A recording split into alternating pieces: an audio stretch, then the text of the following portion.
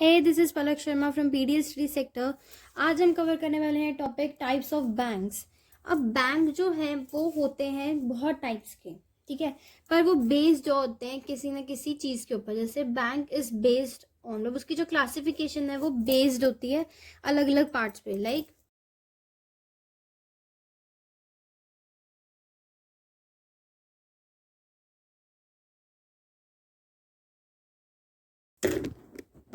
इसकी क्लासिफिकेशन कैसे है कि based on second schedule of RBI, based on ownership, based on organisational structure, based on functions और based on domicile.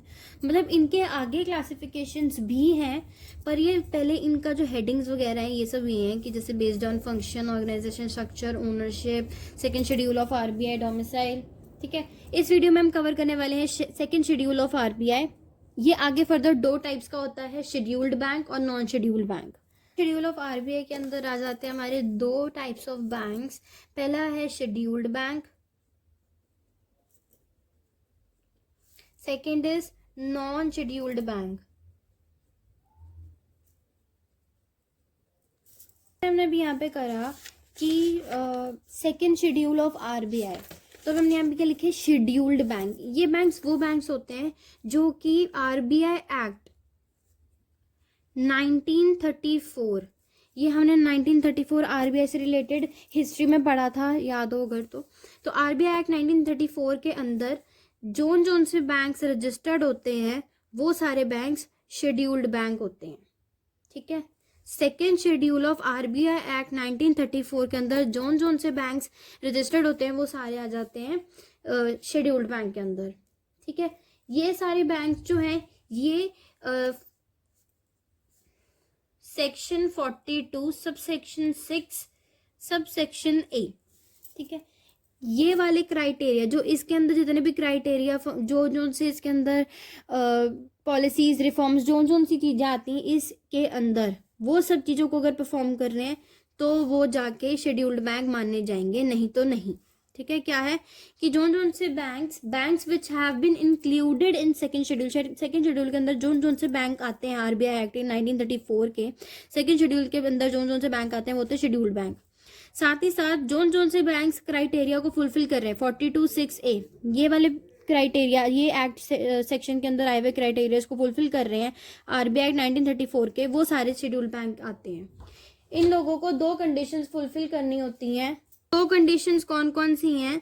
दो conditions fulfil करके ही मतलब करनी पड़ती हैं। मतलब उनके लिए ये एक टाइप से एक पड़ाव है कि अगर ये लोग ये कंडीशंस फुलफिल करेंगे तो ये शेड्यूल्ड बैंक माने जाएंगे, नहीं तो नहीं माने जाएंगे।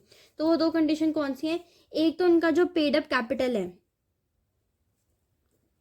पेड अप कैपिटल जो है वो 55 लाख होना चाहिए। ठीक है, 55 लाख से नीचे तो बिल्कुल नहीं होना चाहिए, उससे ज्यादा हो सकता है, उससे नीचे नहीं होना चाहिए। ठीक है, और दूसरी है कि उनकी कोई भी ऐसी एक्टिविटी इंटरेस्ट ऑफ डिपॉजिटर को अफेक्ट नहीं करनी चाहिए। ठीक है, क्या है, दो कंडीशंस है, एक तो है कि पेड अप कैपिटल जो है वो 55 लाख से नीचे नहीं होना चाहिए, दूसरा है कि उनकी कोई भी एक्टिविटी इंटरेस्ट ऑफ डिपॉजिटर्स को अफेक्ट नहीं करनी चाहिए। ठीक है, ये वाले बैंक्स को अपनी हर एक्टिविटी जो भी जोन सी एक्टिविटीज वो परफॉर्म कर रहे हैं वो सारी एक्टिविटीज के बारे में वीकली बेसिस पे आरबीआई को बताना होता है। उन्हें सारी की सारी एक्टिविटीज को सबमिट करना होता है, डिटेल में उनको समझाना होता है कि उन्होंने क्या क्या करा है। साथ ही साथ ये फैसिलिटीज भी इंजॉय करते हैं। कौन सी फैसिलिटीज इंजॉय करते हैं? ये लोगों को क्लियरिंग हाउस के अंदर मेंबरशिप मिल जाती है। ठीक है, इनको मेंबरशिप मिल जाती है क्लियरिंग हाउस में।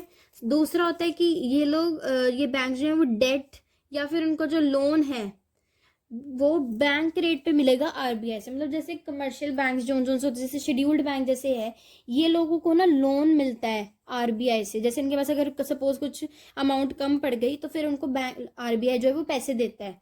तो वो जो पैसे दे रहा है वो उस पर इंटरेस्ट लेता है बाद में। फिर लोन दे रहा है ना एक्चुअली आरबीआई, तो वो इंटरेस्ट के साथ उनसे वापस भी लेता है। तो जो वो इंटरेस्ट उनसे लेगा ना, ये शेड्यूल्ड बैंक से जो इंटरेस्ट लेगा आरबीआई, वो इंटरेस्ट जो है वो बैंक रेट के ऊपर होगा। ठीक है, तो हमने क्या क्या कवर करा है शेड्यूल्ड बैंक के अंदर कि वो बैंक्स जो कि second schedule of RBI act 1934 के अंदर आते हैं, वो सारे होते हैं शेड्यूल बैंक। उन लोगों को ये 42(6)(a) वाला सेक्शन के जो भी क्राइटेरियाज है वो फुलफिल करने होते हैं। इन दो कंडीशंस पे ये लोग शेड्यूल बैंक बन के, एक तो है कि ये 35 लाख से कम उनका पेड अप कैपिटल नहीं होना चाहिए।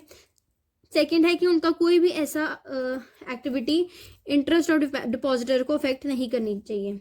नेक्स्ट इज कि इनको वीकली बेसिस पे अपनी सारी की सारी एक्टिविटीज़ की डिटेल्स RBI को देनी होती हैं। इन्हें फैसिलिटीज़ मिलती हैं दो, एक है कि उनको क्लियरिंग हाउस में मेंबरशिप मिल जाती है, दूसरा है डेट्स और लोन जो उनको RBI से मिल रहा है वो बैंक रेट पर मिल जाता है। अब नेक्स्ट हमारा है इसमें नॉन शेड्यूल्ड बैंक्स। ये वो बैंक्स होते हैं जो कि second schedule of RBI act 1934 के अंदर नहीं आते। ये वो बैंक्स हैं जो second schedule of RBI act 1934 के अंदर नहीं आते। ये डिपॉजिट करते हैं, ठीक है, और लेंड करते हैं, मतलब ये डिपॉजिटरी और लेंडिंग इंस्टीट्यूशंस हैं, ठीक है। साथ साथ ये लीगल एंटिटी शायद है, मतलब may be a legal entity. इनको बैंक्स की फॉर्म में हम इनको आइडेंटिफाई नहीं करते, इनको बैंक हम नहीं मानते।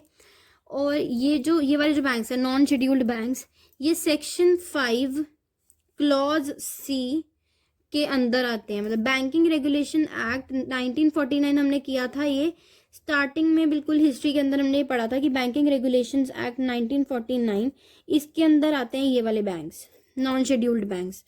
किस सेक्शन में? सेक्शन 5 क्लॉज C, ठीक है। क्या पढ़ा हमने इसके अंदर कि second schedule of RBI 1934 act जो है इसका, उसके अंदर जो से बैंक्स नहीं आते हैं वो है non scheduled banks.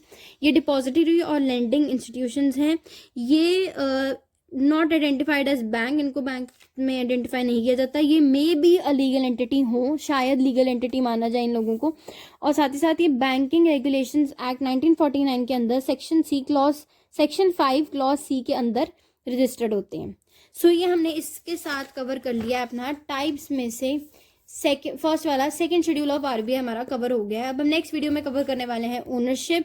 So thank you so much for watching. If you like the video do watch the next videos, क्योंकि अब हम कवर करेंगे types of banks. Thank you.